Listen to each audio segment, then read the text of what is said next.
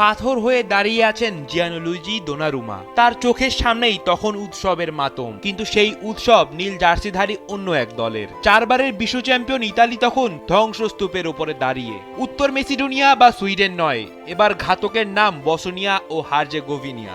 বিশ্বকাপের ট্র্যাজেডিতে যুক্ত হলো আচুরিদের হ্যাট্রিক কলঙ্কের অধ্যায়।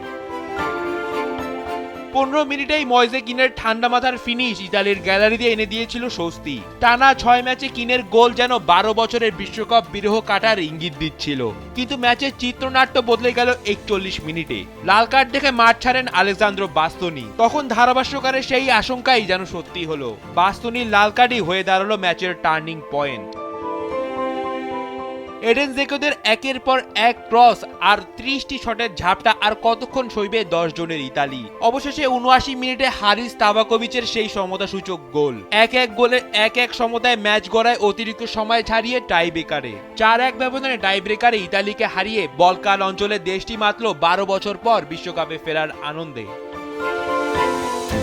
ক্যারিয়ার জুড়ে লৌহ মানব হিসেবে পরিচিত জেনেরিও গাতুসো শেষ পর্যন্ত চোখের জল আটকে রাখতে পারলেন না। 2018-22 আর এবার 26 টানা 3 বার ফুটবল মহাযজ্ঞে নেই ইতালি। রোমের রাজপথ থেকে মিলানের অলিগলি, কোথাও উৎসব নেই, আছে শুধু এক দীর্ঘশ্বাস।